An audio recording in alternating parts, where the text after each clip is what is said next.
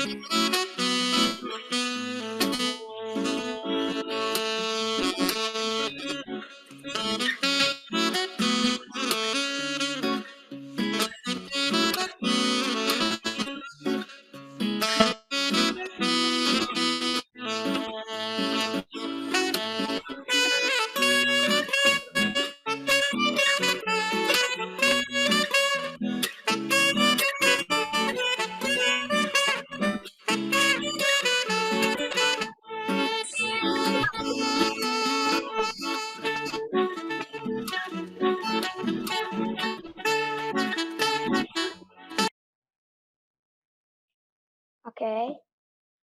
Assalamualaikum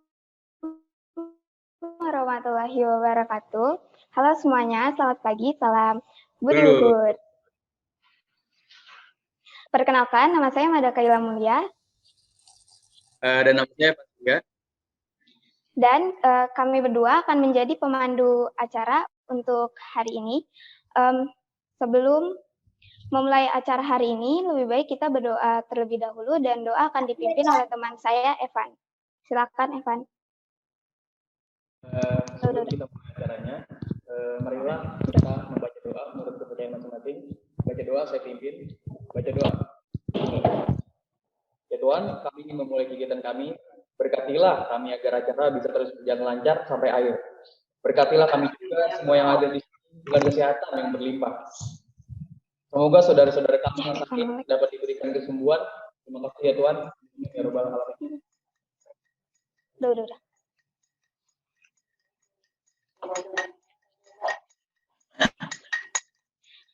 Baik, terima kasih Evan. Nah, buat semuanya yang ada di rumah, dimohon untuk on cam dulu ya. Jadi di pagi hari ini kita bakalan ada bincang-bincang santai seputar entrepreneurship nih sama para ahlinya, dan pastinya bakalan seru, bermanfaat, dan menginspirasi banget nih buat kita. Dan hari ini juga merupakan hari pertama sekaligus pembuka dari acara yang kita tunggu-tunggu di Budi Luhur ini, yaitu Technopreneur. Nah, seperti yang kita ketahui juga, Technopreneur ini merupakan event di mana bertujuan untuk menggali dan meningkatkan potensi dan keahlian murid di SMA dan SMK Budi Luhur, yang di mana di dalamnya terdapat banyak perlombaan yang bisa kita ikuti. Dan pastinya ada hadiahnya juga loh. Dan uniknya lagi, acara ini juga akan diikuti bukan hanya oleh murid SMA dan SMK Budi Luhur saja, tetapi murid-murid dari sekolah lain, baik itu SMP, SMA, maupun SMK, juga akan ikut berkompetisi dan berpartisipasi dalam Technopreneur ini. Jadi bakal seru banget guys, Mat? Iya dong, ini pastinya bakalan seru dan asik banget. Nah, setelah ini kita akan ada sambutan dari perwakilan Kepala Sekolah SMA dan SMK Budi Luhur yang akan dibawakan oleh Mr. Sofiandi. Kepada Mr. Andi, waktu dan tempat kami persilakan.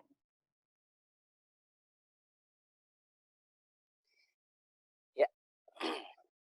Assalamualaikum warahmatullahi wabarakatuh. Selamat pagi semuanya. Wah, salam sejahtera, salam Budi Luhur. Wah, gimana semuanya, sehat-sehat? Yang Mr. Andi hormati, Dewan Guru semua, SMA dan SMK Budi Luhur. Yang Mr. Andi sayangi, semua siswa SMA dan SMK Budi Luhur. Mr. Andi ingin mengucapkan terima kasih banyak. Hari ini sudah hadir secara virtual di Zoom ini. Dan Mr. Andi ingin mengucapkan terima kasih banyak untuk tim sukses acara ini dari OSIS, SMA dan SMK. Kalian sudah memaksimalkan potensi untuk membuat acara ini. Dan karena ini adalah pembukaan dan hari pertama, kita akan belajar ilmu baru. Nah, jadi salah satunya tipe orang yang punya skill nanti di masa depan adalah tipe pembelajar. Jadi kita harus mau belajar dengan siapapun. Nah, jadi misalnya ingat waktu SMP dulu itu belajar SMP itu kita belajar kosakata bahasa Arab, ungzur makola wala tangzur man kola. Wah, ada Ustadz Ilmi nggak nih? Jadi ini bukan dalil ya, ini adalah bahasa Arab, jadi kayak quote gitu. Lihatlah apa yang dikatakan, apa yang dikatakan orang ini. Jadi bukan melihat siapa yang mengatakan. Nah, karena nanti kan hari ini kita pembicaranya ada teman-teman kita nih yang seusia 16 tahun, 17 tahun. Tapi di usia mereka yang sama dengan kita, mereka punya pengalaman yang luar biasa. Mereka sudah menguji coba, mereka sudah merasakan apa ya? Merasakan kegagalan, merasakan stres, merasakan tertekan, merasakan apa ya, bisnis itu harus pressure-nya dalam bisnis. Jadi buat teman-teman SMA dan SMK yang punya mimpi, yang punya impian, yang punya cita-cita sebagai pengusaha, mulailah dari sekarang.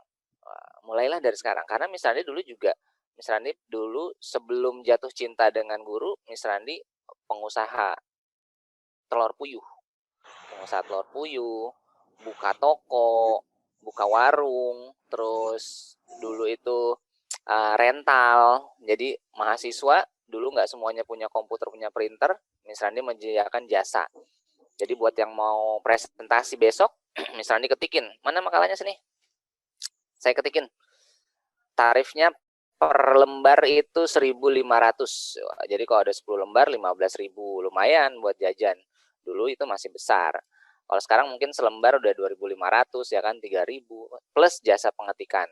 Misalnya dia punya printer, punya laptop, punya komputer di rumah, manfaatin. Jadi manfaatkan apa aja yang kita punya. Dan seusia kita mungkin kita sedang mencari nih passion kita apa gitu. Jadi kita jangan khawatir, aduh itu bukan passion saya, Mister. Itu bukan passion saya, aduh saya nggak minat. Cobain dulu. Biasanya nanti kalau udah nyoba, kalau sudah nyoba itu bisa merasakan gitu. Panitia boleh di mute dulu itu selain Miss Randi supaya tidak terganggu ada suara-suara. Oke, thank you.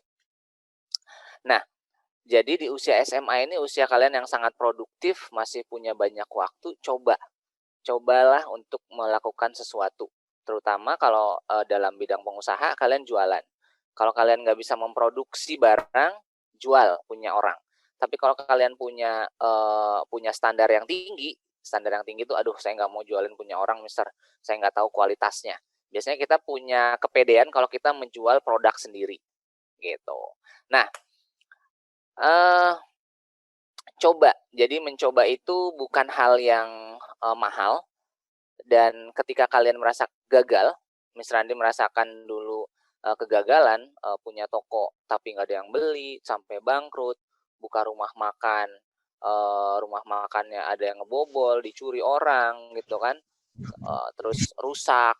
Jadi kegagalan-kegagalan itulah yang nanti akan menempa kita. Jadi ibarat nih pedang, wah jebret ditempa lagi, jebret tempa lagi. Itu sama seperti kalian sekarang masa SMA. SMA kalian banyak tugas, jebret ditempa lagi, tugas ini, tugas itu, ngerjain ini, ngerjain itu. Nanti kalian akan merasakan rasanya itu nanti, nikmatnya itu nanti setelah lulus SMA. Jadi manfaatkan waktu sebaik mungkin. Kalian masih harus sangat bersyukur karena tidak memikirkan rumahnya kebanjiran, tidak memikirkan besok mau makan apa, tidak memikirkan wah besok bisa sekolah apa enggak, ada kuota apa enggak. Kalian nggak mikirin itu.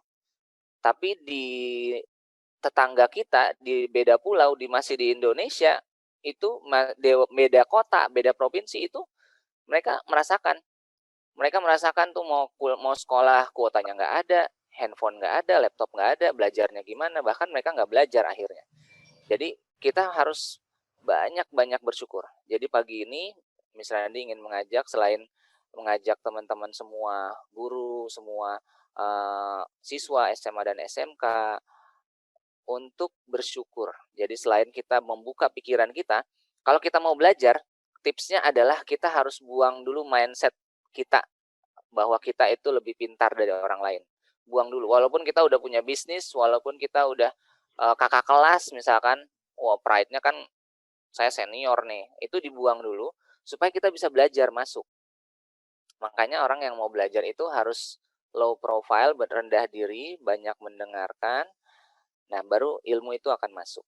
Jadi kita menghormati guru, siapapun guru tersebut, siapapun yang memberikan informasi. Ya. Jadi Miss Randi ingin memberikan itu saja, semangat. Semoga teman-teman bisa belajar banyak hal hari ini dengan dua pembicara dari Cafe Lokaya dan teman kita, ya, teman kita Sanga dan Daryl. Semoga kalian bisa belajar banyak hal, dan Miss Randi sudah banyak belajar juga dari dari teman kalian ini, ya. Jadi apapun ilmu itu yang paling penting adalah dipraktekkan. Nah, dipraktekin ya, dipraktekin. Kalau ilmu nggak dipraktekin itu biasanya kurang bermanfaat. Itu saja dari Miss Randi. Miss Randi ingin mengucapkan terima kasih banyak sekali lagi terselenggaranya acara ini. Tentu saja pembimbing acara ini Mr. Amar. Wah, thank you Mr. Amar. Thank you OSIS semuanya, SMA SMK, kalian you did a great job. Terima kasih guru-guru semua yang sudah mendukung, SMA dan SMK yang sudah mensukseskan acara ini. Dan misalnya mengencourage juga kalian untuk ikut lomba. Ya, ikutlah lomba. Lomba apapun itu. Berbayar atau tidak berbayar itu adalah bagian dari kontribusi, bagian dari pengorbanan. Jadi yang tidak bisa kita rasakan kalau kita jadi penonton, kita santai. Kita kan jadi peserta nih. Wah, kita nggak ngerasain nih deg-degannya jadi MC, deg-degannya nanti, wah kalau ada masalah ini gimana ya, ini bagian moderator, bagian hostnya, dan lain sebagainya. Tapi kalau kita jadi pelaku, doer, kita ngerasain tuh. Nah, disitulah kita berlatih untuk mengontrol demam panggung kita. Nah, sama kalau kalian lomba, itu melatih kepedean. Melatih kepedean. Misalnya juga sekarang lagi ikut seleksi sekolah penggerak nih. Nah, nggak tahu nih bisa lulus apa enggak. Kita lihat saja, semoga kita lulus jadi sekolah penggerak. Ada guru penggerak, ada sekolah penggerak, ada institusi penggerak. Jadi semuanya kita menjadi doer, pelaku. Oke, itu saja dari Miss Randi. Terima kasih banyak. Semoga bermanfaat. Semoga kita bisa mendapatkan ilmu yang bermanfaat. Jadi kita bisa fokus dulu di sini. Mudah-mudahan teman-teman tidak membuka layar yang lain selain layar Technopreneur 2.0 ini, dan kita bisa belajar. Silahkan dicatat poin-poinnya dan dipraktekkan. Oke, terima kasih banyak. Assalamualaikum warahmatullahi wabarakatuh. Dan Miss Randi juga ingin mengatakan, mohon maaf sekali di awal, Miss Randi mengatakan kita doakan hari ini kan Pak Nyoman sedang mengantar istri Pak Nyoman ke rumah sakit. Mudah-mudahan istri Pak Nyoman baik-baik saja, dalam keadaan baik nanti. Dan dalam kesempatan ini juga sebelum misalnya diundur diri, kita doakan juga semua guru-guru SMA dan SMK diberikan kesehatan. Kita doakan juga semua siswa SMA dan SMK juga diberikan kesehatan. Orang tua SMA dan SMK juga diberikan kemudahan untuk segala urusannya, bisa melewati masa pandemi ini dengan baik dan ikhlas. Ya, kita berdoa bersama. Tadi sudah doa dipimpin oleh Evan. Misalnya hanya ingin mengutarakan doa itu kembali. Kita saling mendoakan. Jadi doa terbaik adalah kita mendoakan sesama teman, tapi teman kita tidak tahu bahwa dia didoain sama kita. Nah, itu doa terbaik. Kita mendoakan seseorang, sebutkan namanya misalkan, tapi orang tersebut tidak tahu. Ya, itu silahkan dipraktekkan. Setiap pagi kita doakan siapapun. Kalau orang tua kita pasti kita doakan ya. Orang lain misalkan rekan kerja, teman, saudara, sepupu, tapi dia nggak tahu didoakan oleh kita. Biasanya doa itu akan kembali ke kita. Ya, itu adalah doa terbaik. Oke, terima kasih banyak semuanya. Assalamualaikum warahmatullahi wabarakatuh. Salam budi luhur. Salam budi luhur. Baik, terima kasih Mr. Andi atas sambutan hangatnya.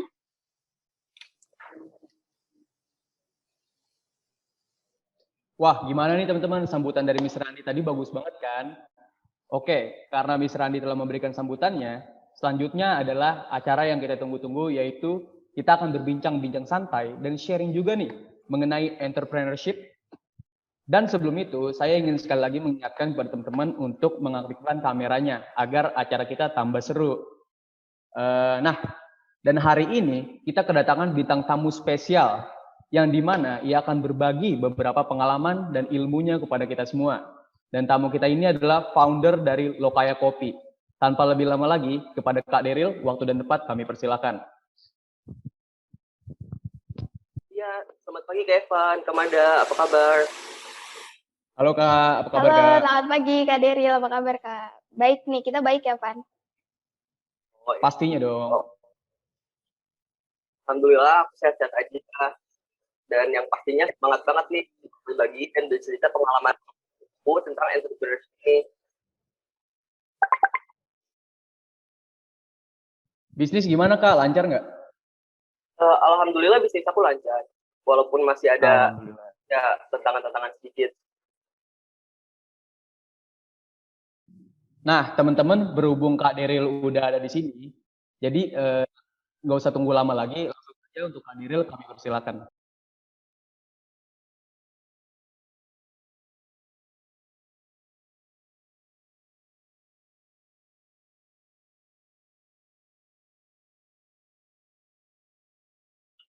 Ya. Udah muncul belum Mas itunya? Screen-nya. Sudah Kak, sudah.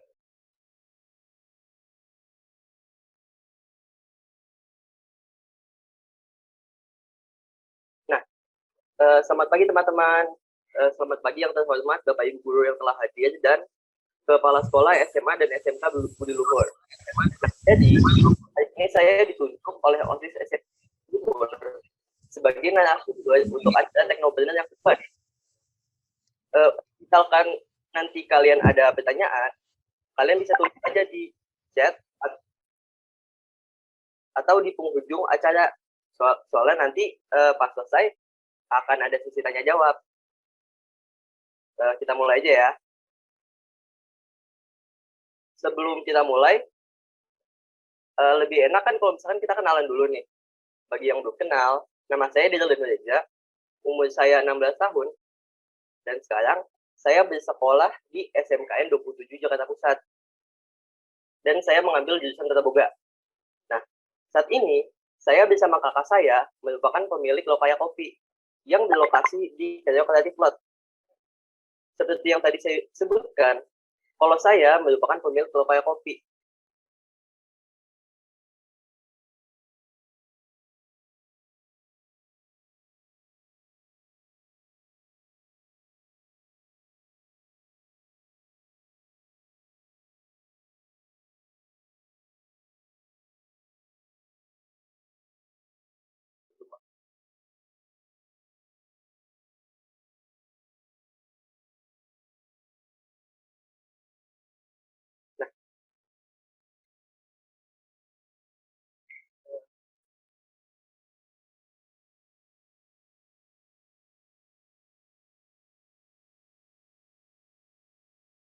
Nah, seperti yang tadi saya sebutkan, kalau saya merupakan pemilik Lokaya Kopi.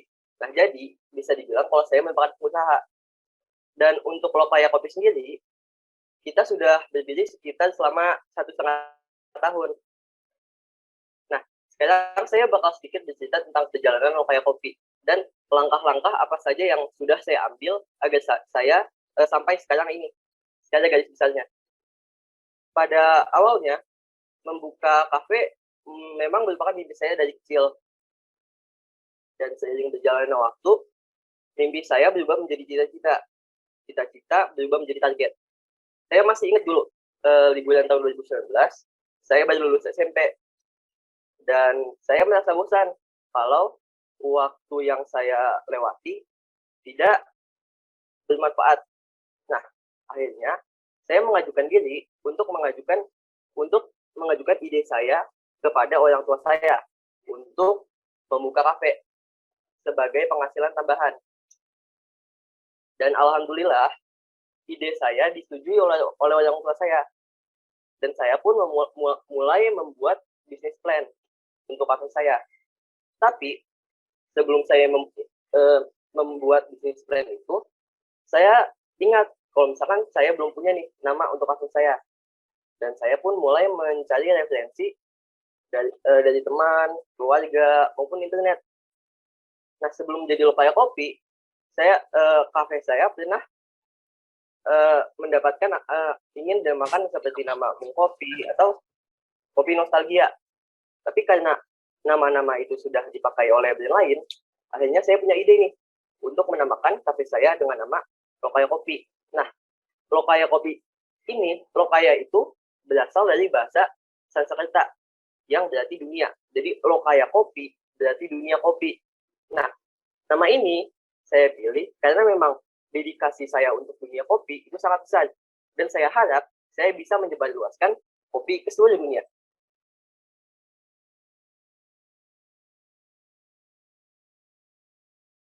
Nah, konsepnya.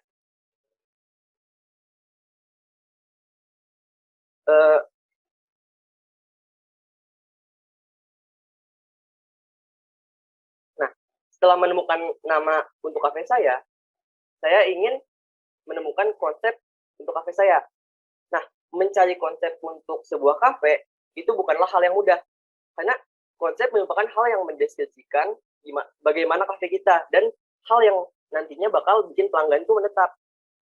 Langkah yang saya pikirkan adalah apa yang nantinya ingin saya tawarkan ke pelanggan. Dan yang namanya kafe, pastikan secara garis besarnya tuh yang ditawarkan adalah minuman dan makanan ringan. Plus kenyamanan lah. Nah, dulu sempat nih ada selisih antara saya dan kakak saya. Karena konsep yang ingin kita pakai itu berbeda. Nah, akhirnya saya memutuskan untuk mengambil jalan tengah. Jadi menggabungkan dua konsep yang diinginkan saya dan kakak saya. Dan akhirnya saya memutuskan untuk memakai konsep yang rada fleksibel. Jadi nggak terpaku pada satu konsep saja.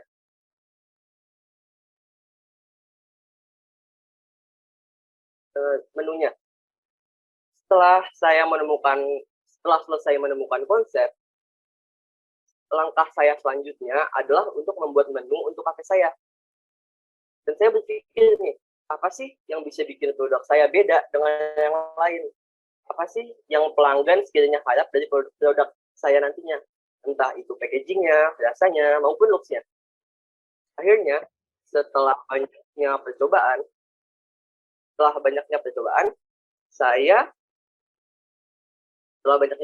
untuk membuat produk yang menurut saya pantas untuk berada di kafe saya mengajak keluarga saya dan teman-teman saya untuk tes produk yang telah saya buat itu. Dan untuk mereka memberikan kritik, review, atau saran mereka. Nah, dari semua kritik, review, dan saran yang mereka kasih ke saya terima dengan baik. Karena pendapat semua orang itu memang berbeda-beda. Dan karena jika saya tidak mau menerima kritik atau saran dari orang terdekat atau keluarga saya, gimana saya mau menerima kritik atau saran dari pelanggan? Nah, setelah semua sudah selesai dan hal-hal seperti konsep, menu, ataupun logo sudah selesai, tentunya hal-hal yang tadi saya ciptakan itu membutuhkan wadah. Nah, untuk wadah untuk hal-hal tersebut. Nah, maka dari itu, saya beralih ke pencarian lokasi untuk kafe saya. Nah, pencarian ini kan memang lumayan memakan waktu dan budget.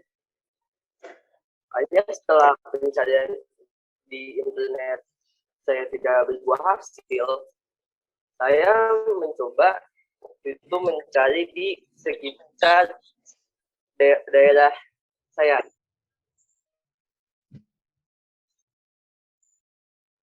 Daerah toko yang berlokasi di Pondok Kacang. Setelah itu, saya pun mencoba nih mengkontak owner ruko tersebut untuk membicarakan tentang sewa-menyewa ruko tersebut.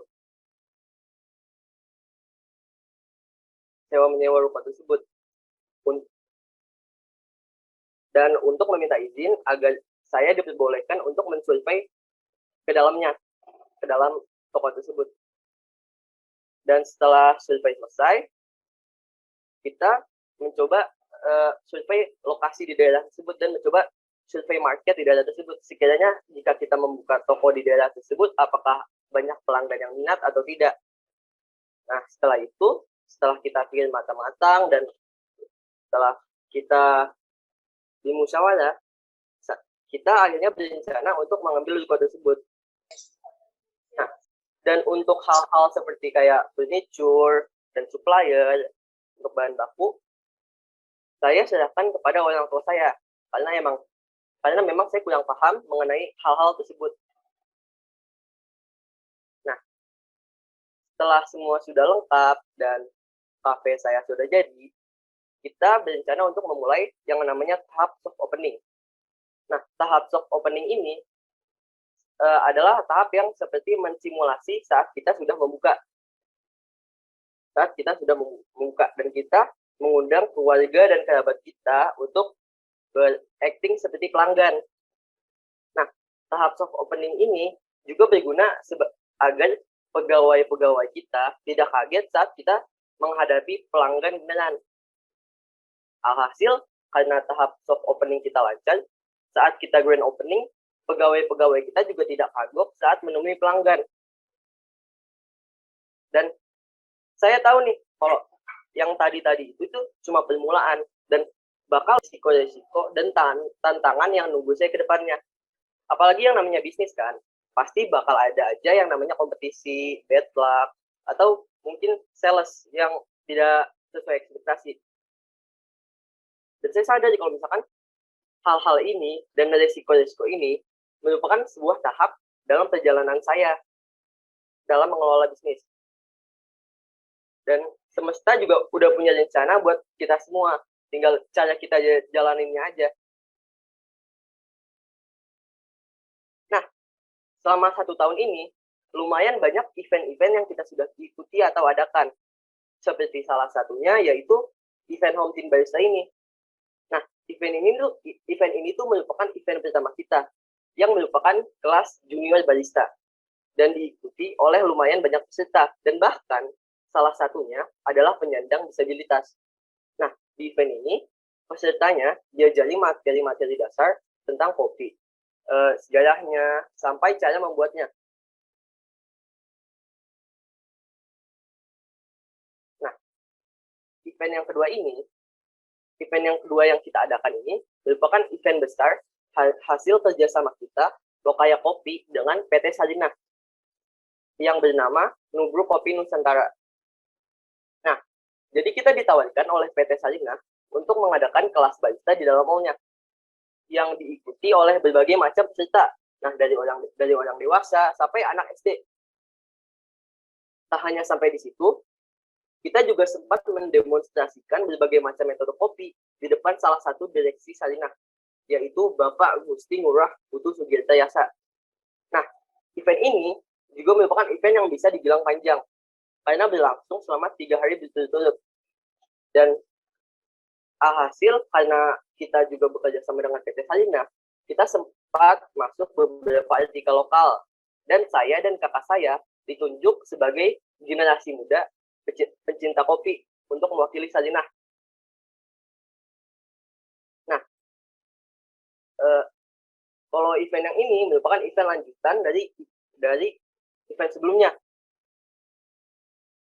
Event yang satu ini merupakan sebuah kelas webinar yang diadakan oleh Nusantara Kreatif bekerja sama dengan PT Sarinah dan Universitas Pertamina, di mana saya dan kakak saya ditunjuk sebagai narasumber bersama dengan beberapa orang lainnya di sini untuk membahas tentang apa saja karakteristik biji kopi dan macam-macamnya. Nah, baru-baru ini kita juga sempat bekerja sama dengan sekolah relawan sebagai supplier makanan dan minuman untuk petugas-petugas kesehatan yang bertugas. Nah, tak hanya itu, kita juga sudah membantu sekolah relawan untuk membuka coffee shop-nya sendiri yang bernama Wakaf Kopi. Dan sekarang kita bertugas sebagai supplier untuk mereka. Nah, sekarang cukup nih tentang Lokaya Kopi. Sebenarnya yang saya ingin bahas di sini adalah untuk mengajak kalian-kalian untuk menjadi pengusaha. Karena penduduk Indonesia itu hanya 2 atau sampai 3% yang menjadi pengusaha. Sedangkan syarat untuk negara maju adalah penduduknya 10% pengusaha. Nah, sebelum kita mulai di sini, ada yang tahu nggak sih arti kata entrepreneur? Nah, kata entrepreneur sendiri, ini berasal dari bahasa Perancis, yaitu entrepreneur, yang berarti risk taker. Nah, jadi bisa disimpul, kalau menurut saya, entrepreneur atau pengusaha adalah seseorang yang mengambil inisiatif untuk mengumpulkan sumber daya dengan cara yang inovatif untuk menghadapi risiko dalam pelaksanaan. untuk menjadi pengusaha banyak hal yang harus disiapkan. Antara lain, yang pertama yaitu nih mindset nih. Jika kita ingin menjadi pengusaha, hal yang pertama kita harus ubah adalah mindset. Karena modal utama dari seorang pengusaha adalah keyakinan kuat yang ada dalam diri sendiri. Keyakinan kuat yang ada dalam diri sendiri untuk mengubah dunia melalui ide dan inovasinya. Nah, mindset ini juga bertugas sebagai penggerak kalian untuk tidak menyerah dan untuk tidak mendengar perkataan orang lain. Nah, ada lagi nih, ketekunan. Memulai suatu usaha emang nggak mudah. Kalian butuh kerja keras dan kalian pasti harus memiliki sesuatu yang istimewa untuk membalin semangat kalian saat kalian mengalami kemunduran. Karena kalian di dalam bisnis, hal yang pasti itu cuma perubahan. Maka dari itu, ketekunan tuh merupakan hal yang harus dimiliki untuk memulai usaha. Karena untuk memulai usaha emang butuh komitmen dan waktu yang nggak sedikit. Nah, yang terakhir itu kalau menurut saya kesabaran. Kesabaran itu adalah suatu aspek penting yang dimiliki semua pengusaha sukses. Nah, sabar juga memiliki manfaat dan peran dalam berusaha. Karena dengan kesabaran ini, kita dapat menjalankan usaha kita dengan seimbang dan berkelanjutan. Nah, sabar juga bisa menjadi alat kita untuk menilai kembali tindakan-tindakan yang kita lakukan, sehingga kita dapat diselamatkan dari kesalahan yang mungkin kita berbuat. Nah, semua orang pengen jadi pengusaha, karena mereka pikir jadi pengusaha itu merupakan salah satu langkah menuju menjadi sukses. Tapi, hanya sedikit orang yang berani untuk take action dan mewujudkannya. Karena menurut mereka kayak, wah, kalau gue buka usaha, pasti banyak resikonya nih. Wah, mager banget kalau gue mesti bikin usaha. Nah, di sini saya bakal kasih tips-tips tentang tips-tips kepada kalian tentang cara menumbuhkan jiwa-jiwa pengusaha. Nah, memulai bisnis dengan niat dan keyakinan. Nah, ini tuh termasuk kunci dasar yang harus dimiliki oleh seorang pengusaha. Ya, sekarang gini aja nih. Kalau misalkan kalian buka bisnis tanpa adanya niat dan keyakinan, ya pasti bisnis kalian gak bakal tahan lama. Nah, tugas kita di sini adalah menjadikan niat dan keyakinan ini sebagai fondasi kalian buat membangun sebuah bisnis. Nah, kalau kalian udah niat nih pengen berbisnis, langkah selanjutnya adalah buat kalian untuk menumbuhkan keyakinan kalian untuk membangun bisnis kalian jadi nyata.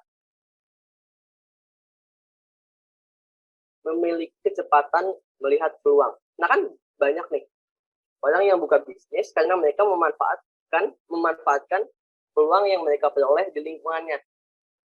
Contohnya saya nih. Saya buka toko kopi karena saya memanfaatkan peluang kalau teman-teman saya suka kopi. Nah, daripada mereka beli di tempat lain, kan lebih untung kalau misalkan mereka beli di tempat saya. Nah, peluang ini tuh mesti dicari karena memang peluang tuh bukan hal yang tiba-tiba muncul di depan mata aja. Dan semua pengusaha harus pandai mencari peluang. Dan dari peluang ini bisa tercipta produk-produk atau jasa yang mungkin dibutuhkan banyak orang. Memiliki kemampuan menjual. Nah, kemampuan menjual ini sangat penting untuk dimiliki oleh calon pengusaha. Karena jika tidak, semua hanya akan jadi percuma. Kemampuan menjual adalah salah satunya cara untuk menarik minat orang agar mau membeli produk atau jasa yang kita sediakan. Nah, jika kemampuan menjual kita masih kurang, kita bisa nih terus melatih atau kemampuan menjual kita dengan cara misalkan kalian bisa part time atau kalian bisa membuka bisnis-bisnis kecil. Nah, modal. Banyak banget orang yang ragu untuk memulai bisnis karena ketidakadaannya modal atau uang nih. Sehingga impian mereka untuk membuka bisnis cuma jalan di tempat aja.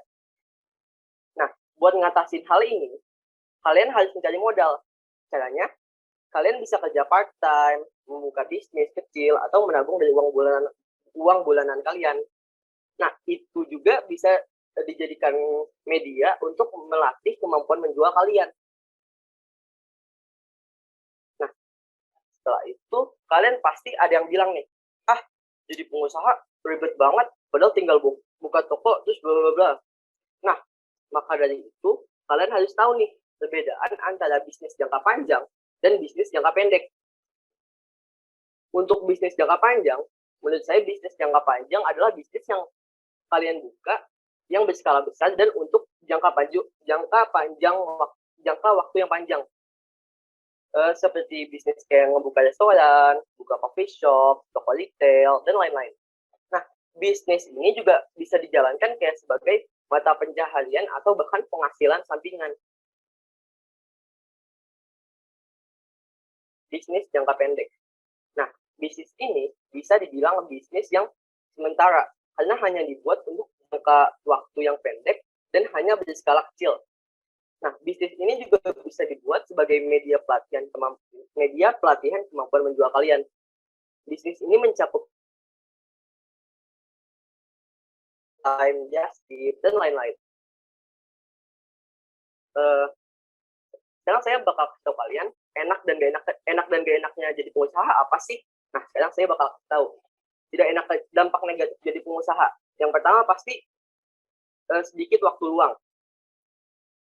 Jika kalian pengen membuka bisnis, yang pasti kalian butuhkan adalah waktu. Dan pasti waktu kalian penuh dengan bisnis kalian. Dan bahkan kalian tidak mempunyai waktu luang. Memang membangun bisnis itu menyita banyak banget waktu. Dan pasti kalian merasa bahwa waktu kalian lebih banyak bersama bisnis kalian. Dan tidak bersama teman atau keluarga. Jadi emang udah nggak wajar lagi kalau misalkan ada pengusaha yang merasa jauh dari teman atau keluarganya. Nah, frustrasi. Jadi misalkan kalian jadi pengusaha, kata frustrasi ini adalah kata yang nggak asing.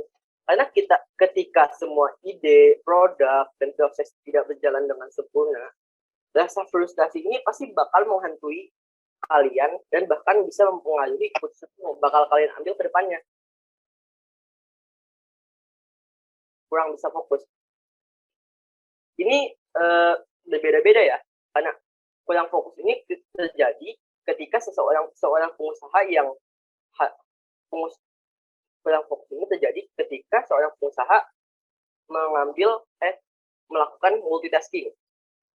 Nah, seorang pengusaha kan harus bisa nih yang namanya multitasking atau mengerjakan sesuatu secara sekaligus. Alhasil, pikiran kalian selalu bercabang dan kurang bisa fokus pada suatu hal. Dampak positif jadi pengusaha. Nah, dampak positif menjadi pengusaha ada 3 juga nih. Yang pertama, menggunakan usaha kita sebagai tempat untuk mengembangkan hobi, minat, atau bakat. Nah, kita bisa nih menggunakan bidang usaha kita sebagai tempat untuk mengekspresikan diri kita sendiri atau apa yang kita inginkan di hidup ini. Banyak di antara pengusaha yang memulai usahanya untuk menyalurkan kreativitasnya. Misalnya buat memasak, membuat buku, lukis, desain baju, atau menulis buku.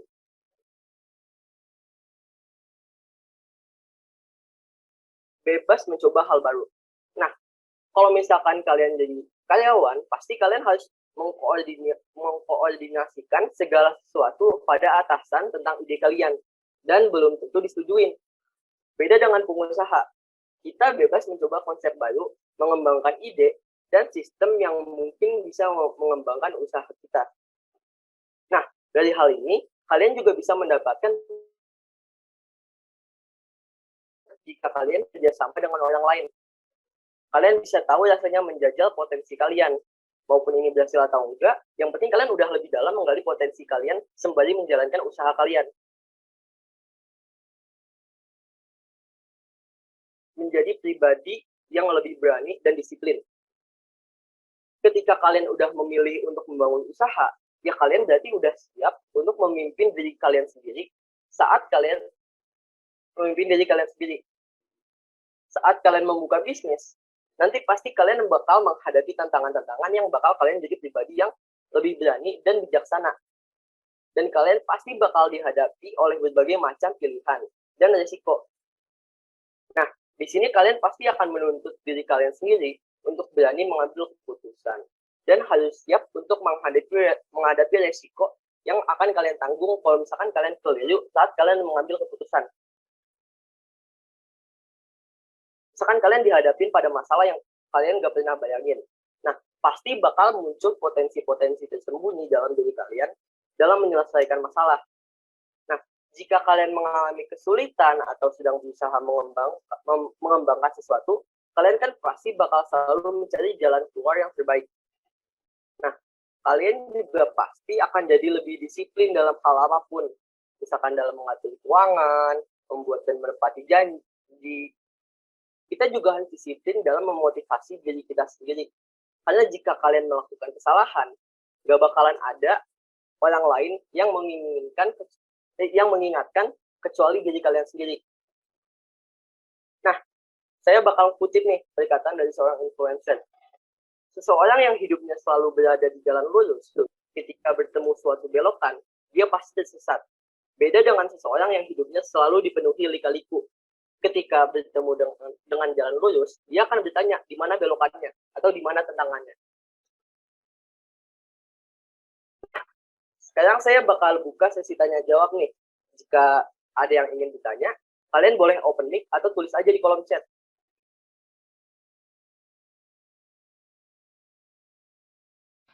Der, mau nanya dong. Ya?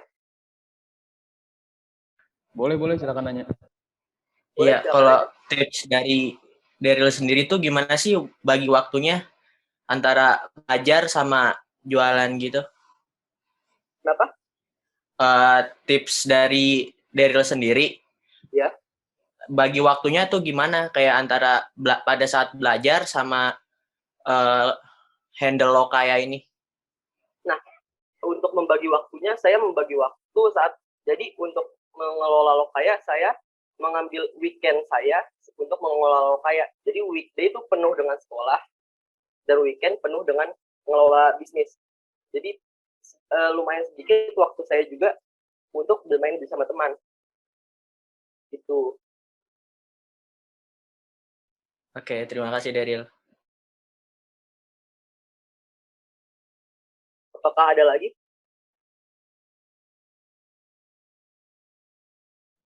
Di sini aja.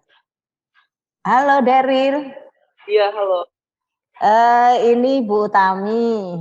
Mungkin Bu Tami perlu dijelaskan ya Daryl ya. Oke, Bu. Ini karena Daryl tadi sudah oke banget ini usahanya. Tapi Bu Tami coba supaya nanti kalau anak-anak kami kepengen pada buka usaha, nah caranya Daryl untuk memanajemen resiko usaha. Jadi untuk meminimalkan resiko usahamu itu bagaimana? Untuk meminimalkan. Jadi istilahnya manajemen resiko usahamu itu loh.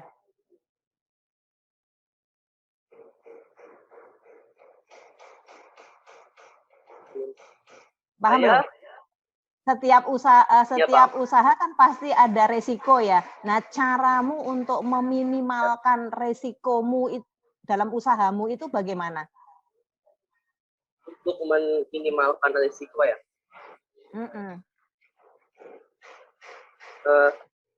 Saya pertamanya mengidentifikasi dulu nih resiko yang ada tuh apa. Jika misalkan skillnya saya mencoba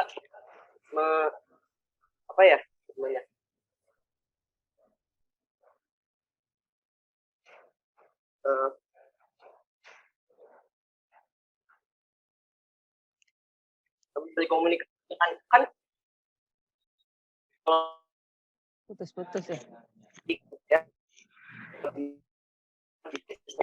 Saya putus-putus ya. Ya, internet saya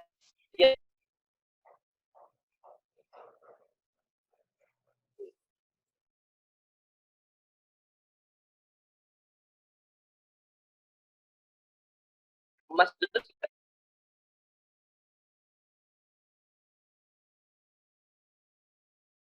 Halo, halo. Iya, halo Kak. Itu tadi Halo, putus-putus. putus-putus. Boleh diulangi lagi, Kak? Nah, yang pertama, saya pasti, halo? Ya, halo. Iya, halo. Nah, yang pertama, saya pastinya mengidentifikasi risiko apa yang ada. Setelah itu, karena saya emang gak mengelola bisnis ini sendiri, saya berkomunikasi dengan kakak saya tentang risiko ini. Setelah itu, saya mempertimbangkan peluang serta ancaman dengan baik saat saya menilai risikonya dengan kakak saya. Dan yang pastinya saya bakal memprioritaskan risiko ini terlebih dahulu. Setelah saya benar-benar memahami alasan dan dampak dari risiko ini, saya mengembangkan tanggapan terhadap risiko.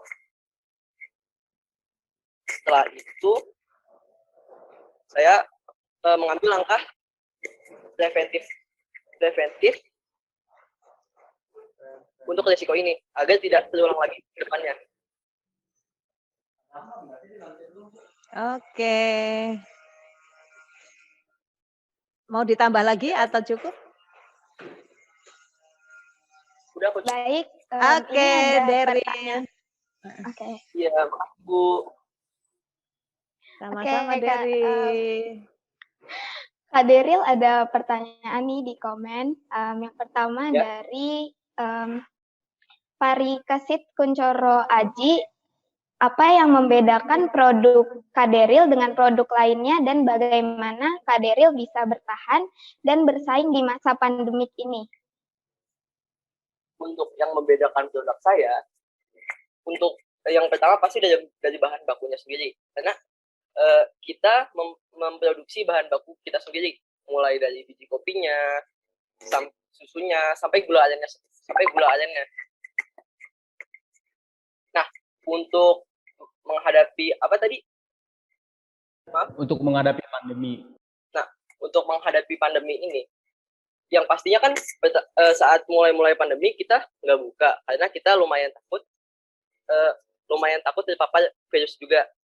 Akhirnya karena memang tidak ada pemasukan, kita mencoba untuk membuka bisnis online, dan pandemik ini juga membuka mata kita atas bisnis online ini.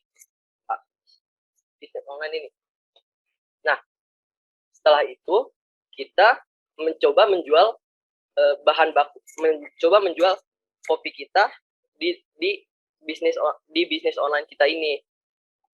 Itu pokoknya cara kita menanggulangi pandemi ini, kita mencoba membuka bisnis online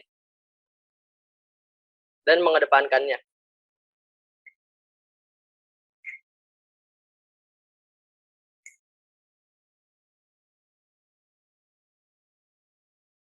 Oke, Kak, kita lanjut aja ke pertanyaan selanjutnya. Ini di kolom komentar ada pertanyaan dari Sultan Setia Negara. Saya bacain dulu ya. Iya. Pertanyaannya itu, Kakak kapan memulai bisnis Kakak? Kalau pernah, bagaimana perkembangan Kakak? Dan apa sekarang Kakak ada pengalaman pernah menyaingi pengusaha lain yang berdekatan dengan lokasi kafe Kakak? Cukup banyak ya? Apa Silakan tadi dijawab, Kak. Apakah Kakak punya pengalaman untuk kayak saingan gitu sama pengusaha lain yang kebetulan kafenya itu ada di lokasi kafe Kakak? Apalagi, Mas?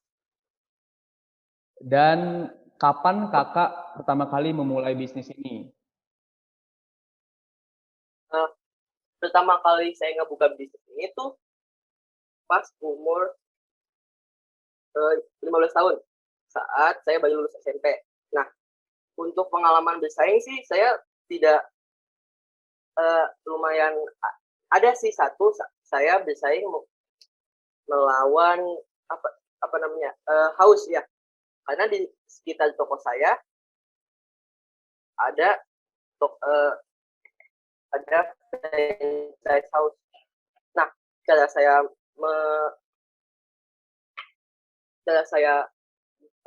menanggulangi ini, saya melihat dulu nih marketnya,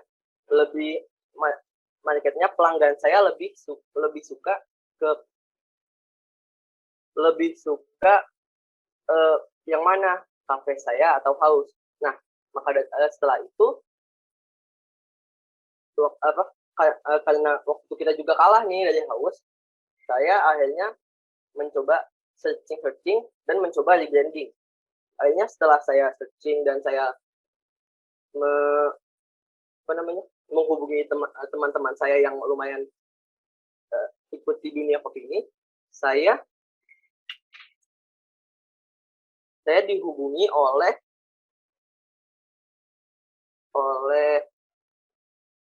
apa namanya?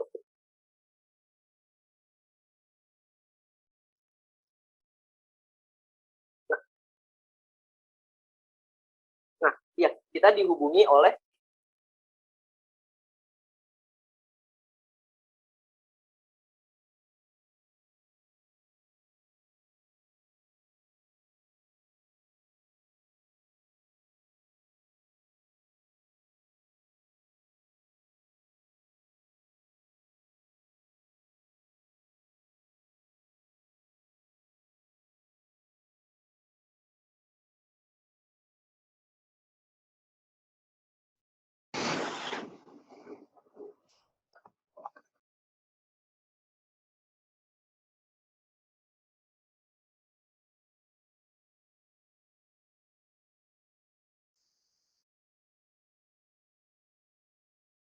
Mohon maaf sebelumnya, mungkin Kak Daryl sendiri tuh ada masalah jaringan, jadi untuk sementara ini kita tunggu saja Kak Daryl.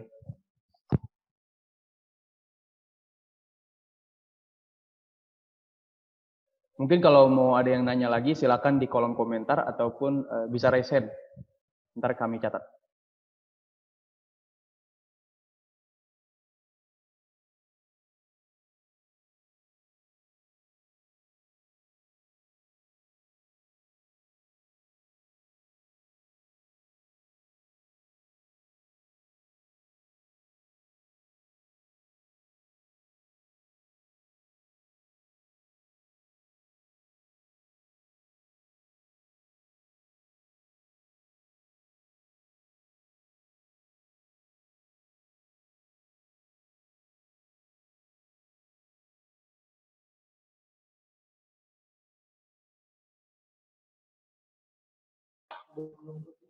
Nah, sambil kita nunggu Kak Daryl nih, kita ngobrol-ngobrol aja deh Pan kayaknya, biar nggak sepi gitu, ya nggak sih? Oh iya banget dong. Silahkan, bagus. Kalau menurut Evan sendiri tadi Kak Daryl gimana nih? Kalau menurut gue nih keren banget sih dia. Pastinya dong. Apalagi tadi Kak Daryl tuh masih 16 tahun kan? Iya, dia dari umur 8 tadi ya, dia udah mulai bisnis loh. Itu jadi jiwa entrepreneurship itu udah dari lahir. Jadi dia emang gila. Keren banget sih. Kalau misalnya lu sendiri umur sekecil itu udah kepikiran buat bikin usaha belum sih? Untuk gue sendiri sih usaha segede dia gue belum pernah ya. Tapi gue pas kelas 4 SD kebetulan gue pernah kayak jadi reseller tuh. Gue beli makanan di warung SD juga. Terus itu gue jualin ke teman-teman kelas gue. Lumayan untung loh. Lu ngambil untungnya gede banget gak? Enggak sih, cuma 1.000 doang. Nah, kalau sekarang mau buka usaha nggak, Van? Mungkin ya nanti, kalau sekarang belum ada kepikiran. Kalau mau buka usaha, lu mau buka apa? Kalau dilihat dari zaman sekarang ya, orang-orang tuh pada fokus ke minuman ya. Tapi karena zaman sekarang ngehits itu minuman, menurut gue tuh udah kebanyakan banget loh, kayak kafe-kafe minuman gitu. Jadi mungkin bakal jualan makanan tapi kayak dijualnya murah gitu. Ngerti nggak, Mat? Misalkan kayak lu buka bisnis stick tapi pinggir jalan gitu, kan itu kayak unik ya. Dan kalau misalkan lu manfaatin sosial media, itu bisa jadi ajang marketing bisnis lu gitu. Ya, bener sih. Itu bener banget. Apalagi kayak lagi pandemi gini kan, orang tuh kayak jarang yang keluar rumah dan pasti dia lebih milih buat kayak GoFood, GrabFood gitu. Wah, iya. Soalnya zaman sekarang kan karena lagi COVID ya, jadi agak susah juga kalau lu makan langsung di tempat situ. Bisa sih, tapi kayak jaga jarak, pakai masker, ya gitulah.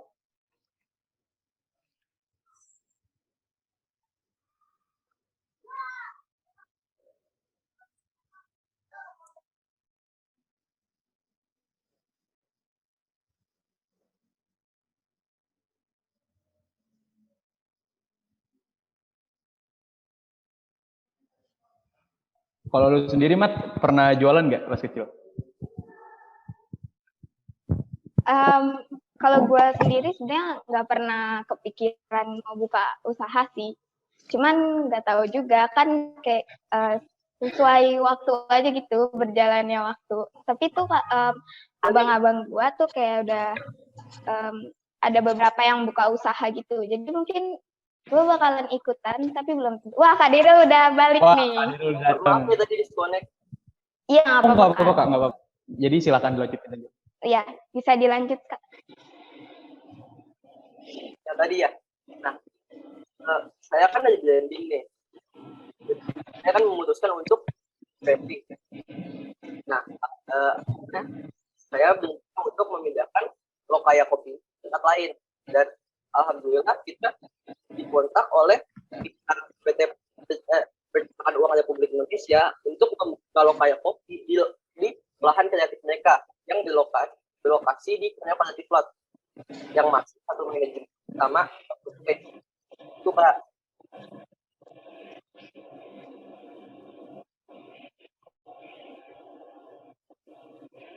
Terus suaranya hilang ya, no?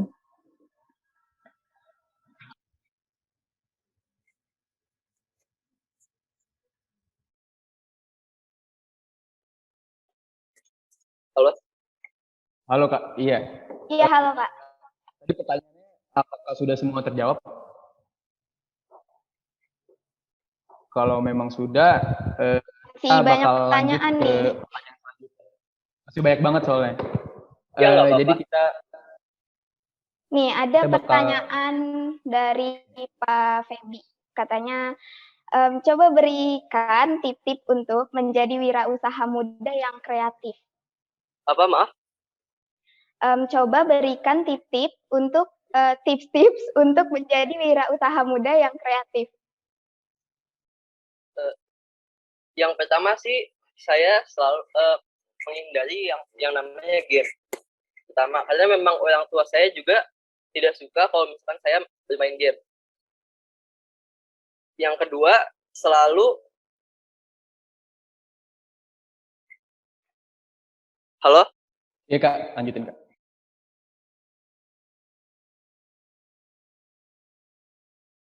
Halo? Iya, halo, Kak. Iya, Silakan halo, lanjutkan. Pak.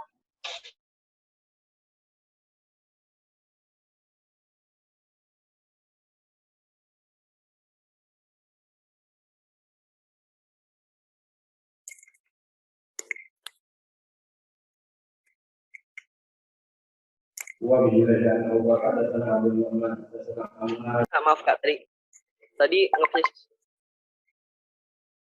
Nah,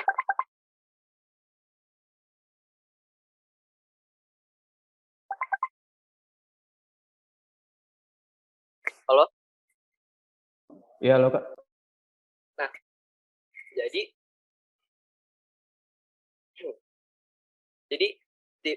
yang seperti yang tadi saya tampilkan di PPT di presentasi saya. Yang pertama pasti harus memiliki kemampuan menjual. Yang kedua memiliki kecepatan melihat peluang dan harus memulai bisnis kalian dengan niat dan keyakinan.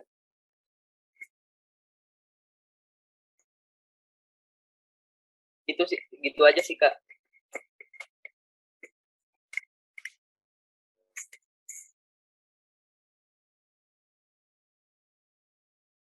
Oke, wah mantap banget Kak tipsnya Kak. Kita lanjut ke pertanyaan selanjutnya ya Kak. Kita coba pilih ya. Wah, ada pertanyaan dari Revania Zahwa Halim. Kak, mau tanya dong, misalkan kita mau membangun suatu usaha, tapi untuk biayanya kita minta tolong orang tua, atau baiknya kita menabung dulu? Kalau untuk saya sih, saya dua-duanya. Kalau untuk saya sih, saya dua-duanya. Karena untuk membuka bisnis kan yang pasti kita butuh modal yang nggak sedikit. Untuk bisnis saya, waktu itu saya mengajuin proposal kepada orang tua saya agar orang tua saya mau berinvestasi ke dalam bisnis saya, dan saya juga menabung untuk sebagai modal untuk usaha saya. Jadi saya lebih kedua-duanya sih, meminta modal dan menabung. Oh, lebih kedua-duanya ya Kak? Iya. Oke, baik. Mungkin 2 pertanyaan lagi ya Kak. Oke. Selanjutnya mungkin dari Aisyah Daulay. Oke, untuk Kak Daryl, saya mau tanya, apa income pada saat pandemi lebih berkurang dari biasanya atau tetap sama saja? Mungkin dikarenakan oleh pengunjung yang dibatasi dan hal-hal lainnya yang terkait. Silakan jawab Kak.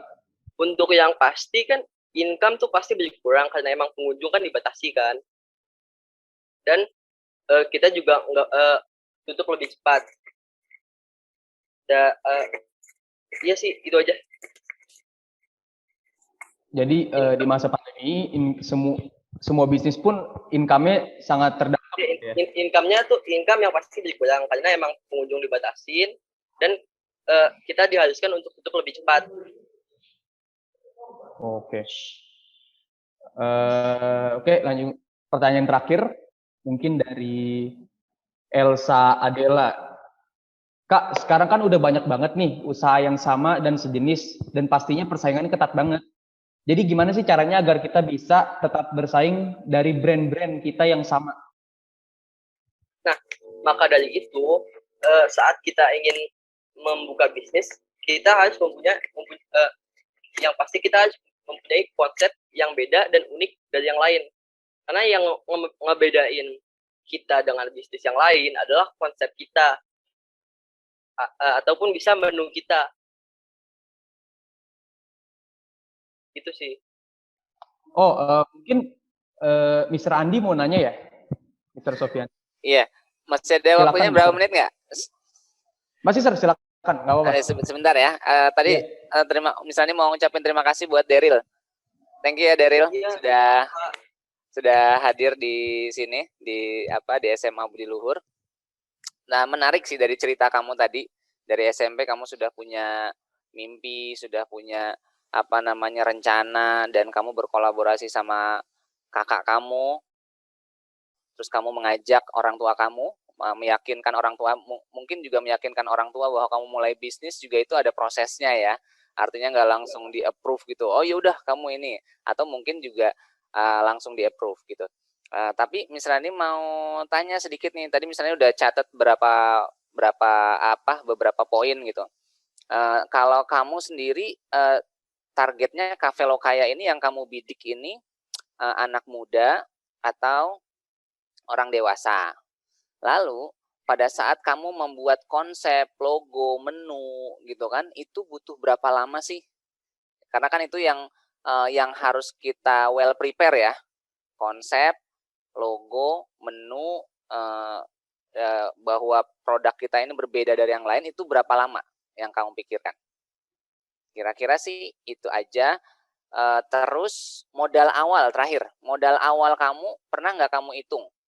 Modal awal kamu itu kamu rupiahkan, pernah nggak kamu hitung berapa juta modal awalnya? Misalkan buat sewa, buat ini, buat itu, kan lumayan nih, karena ini kita produknya kan kamu lo kayak cafe gitu kan, kayak sejenis house, modal awalnya berapa? Dan apakah sudah BEP, sudah break even point belum?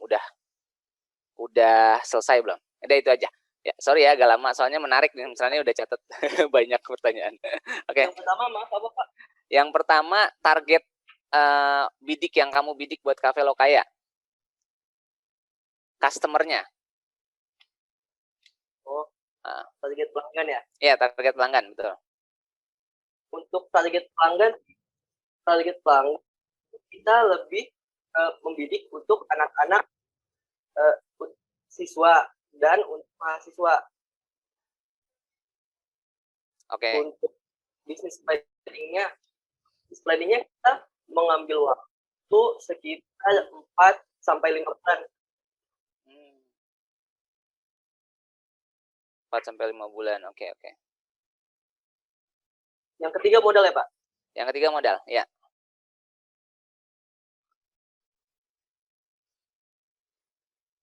Yang modal.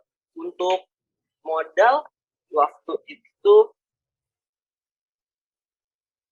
Pak, saya lihat dulu ya. Ya.